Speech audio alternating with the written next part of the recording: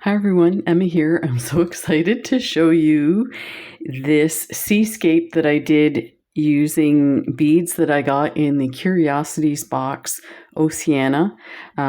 So there's videos out there showing sections of it, but this is, I'd like to say finished, but I have one issue is I was initially going to have this framed, but I feel like it needs to be attached to something because unbelievable. Let me see if I can get in here to show you. This is heavy. So I haven't been able to I don't have a scale that's this big to weigh it. I am guessing it's definitely over 500 grams. So if you think of a factory pack bead bag, that's 500 grams. Some of them are, some are smaller than that. So yeah, it's pretty heavy. But anyway, what I did come up with is I have these stretched round canvases that are 10 inches, and this would actually work really well. Now, what I'm going to do probably is the middle part of the canvas is open. Let me show you the back side of it here. So the middle part is open. The outside has this large ring that goes around. So I probably will attach the middle of this to this canvas with beading, probably not beading thread. I might use something different. It's hard to say what would work best. Maybe a little bit thicker than beading thread, but can still be concealed within the project. And the reason being, initially I was just going to glue it, but I feel like this is definitely a art piece that needs to be mounted somewhat archivally, and to do that I want to be able to take this off the canvas at some point if I need to adjust some of these beads. I feel like maybe some of the beads will might get loose or something like that, so you need to be able to work on it. So I can actually work on it through the back of this canvas, away from that outer rim. Now the other part to this is smaller than you can see the canvas coming out here. So there's probably maybe an inch. Let me grab my ruler. Definitely any ideas would be helpful. Yeah, it's about an inch all the way around extra. And initially I was going to cover the canvas with some fabric and attach the fabric to this and then attach it. I couldn't find anything that matched these beads, believe it or not. And then I thought maybe I'll just paint the outside, but I want it to look amazing as the rest of this looks. So I think what I'm going to end up doing is these little kind of mushroom looking beads. We kind of lost the look of these. They're actually on tube beads and attached, and the idea is like under the water, so it moves with it. But after I had this all together, it kind of pushed them in so they don't actually move. So I'm thinking maybe something like this on the outer rim all the way around, like grassy looking beads. Like, you can put like 5 or 6 beads on one strand and then attach it and just fill that up. So that could take a long time to complete. And I'd have to cut out some of felt like this, and the edge would be glued. So there's that. So you may see a finished mounted piece at some point, but in the meantime, take a look.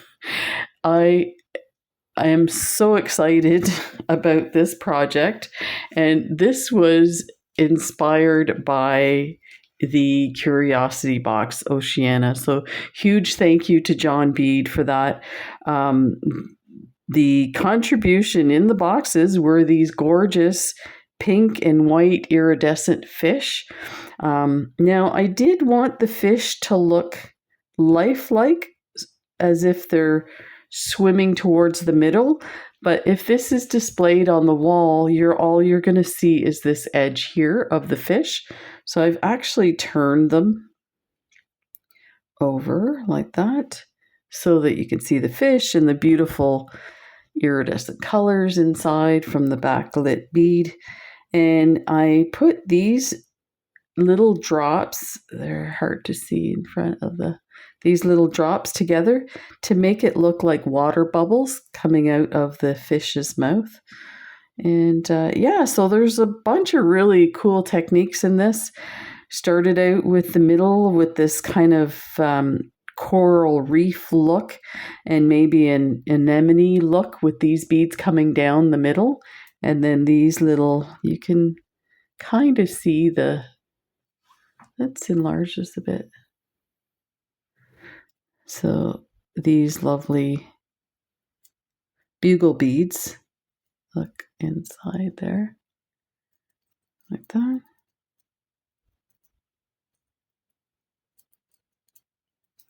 And then these pink leaf beads. And then I did super duos. And this was amazing because I didn't realize, I mean, it makes sense that you can weave super duos, but I didn't think it would work this well. So I started around the edge and did a circle of a super duo, and let me think if I put any, it's been a while now. Yeah, I think I just attached, I want to say I put a 8/0 bead there, but I don't see any I don't know how I matched my beads to go exactly. So anyway, did a circle of super duos, and then the next row attached a super duo in between each bead that I attached. Then when I got to the third row, I did the same. So you can kind of see. Let me see here if it's easier to see. So there's one there, and it's attached on either side. And then on the other. Now, I did notice as I got further out, because of course your circle gets bigger as you go further out, that I needed to add some beads. So I had some demi rounds, and because it's such a gradual increase, the demi rounds, I only put one on one side of the super duo, then attached it to the next super duo and went that way all the way around. So now you can see this is firm. I put, I think they're size 12 pearls underneath this to create this nice round. Now you can create the round on your own without the pearls underneath, but it would get really soft. Let me see if I can find a soft spot here. This one's a little soft. So you can see there's space from one pearl to the next. And and then, I came and created a ledge. The whole idea when I did this, I wanted to create a wave. So you may see another project like this from me with just these super duos, because I still did not get the wave that I wanted. I wanted it to come up, go down, and then splash up. And then in the splash up, have like white foam, like the water. So I may end up doing one that's like from side to side and not a circle. And then I put these lovely flower. These are, the pearls underneath are drop pearls that I got in my last unboxing from John Bead. And the flowers I got from them as well. And they are so gorgeous. I'm so glad I ordered them. So a huge thank you to John Bead for letting me pick some things to play with. And then these chip beads we got in the Oceania as well. Now, the ones we got in the Oceania, I think, are a semi-precious stone. So there's like red and pink in it. So what I did was I had some really pale pink ones that I had lots of. So I just went around. This was actually easier than I thought. I just went around with 15 gold seed beads and put it through the hole. Then went to the next spot, put it in, and these beads are all like weird cuts and stuff like that. It still fit really nicely. They tend to kind of move into the spot they need to be, so it's really cool. So that kind of looks like water too. And then I added these lovely pearls. These are Chinese pearls. Again, another unboxing from John Bead that I got. And again, I'm so glad I ordered these pearls. They are exactly what I needed for this. They look kind of goldy brown and with this really amazing pink through it. So it really brings all the colors together. And yeah, so geez, it didn't take a lot of work. The one thing I had issues with was mounting these fish. And you know what? I took it apart a couple of times.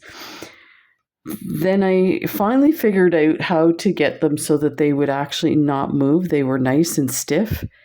And you know what? I think it's just the thread. It stretches a bit. So it's a good thing to remember when you're doing bead embroidery about pre-stretching your thread, because I'd come back the next day and they're all tilted over. So I've re-stitched these multiple times to the point I can't get through the smaller beads anymore. And you can see it's still loosey-goosey. Some are tight, but yeah, so what do you think? Let me see if I could show you the back. You would think it looks crazy on the back because there's so much here, but let's take a look.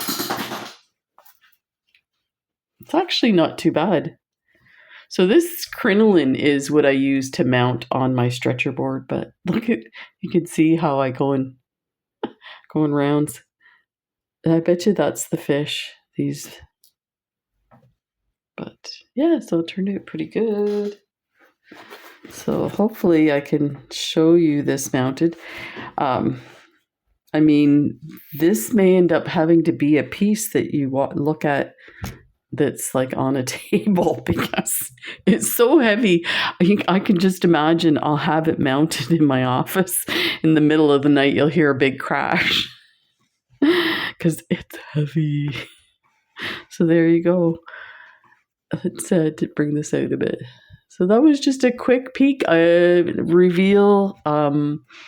Yeah, it turned out incredible. I think, like I said, I think some of these things I would like them to be more visible. So like these little mushroomy type things, they need to be. And the pink leaves, and then these guys, these flowers, they really need to be so you can see them at all angles kind of thing. So there you go. Thank you for joining me. And let me know what you think. If you have any ideas on how to mount this, I'm all ears. Take care, everybody. So just remember, too, this was inspired by the John Bead Curiosities box, Oceania. We got the fish, the chips, and there was some other stuff from the bead box. The boxes are incredible. This is the kind of stuff that really inspires me. So I know that there's things in those boxes that will inspire you as well to do things that you've never thought of doing. It's about playing with stuff too. It's so much fun. So there you go. I will leave the links in the description. Next month's box is Egyptomania. I cannot wait. My sister and I saw King Tut when he came to Toronto when we were teenagers in grade school. So I'm, always had an affinity for the old like Egyptian tombs and jewelry and stuff like that. So I cannot wait to see what's in the box. It's all a surprise to me too. Woohoo! Take care, everybody, and we'll see you in the next video. Bye.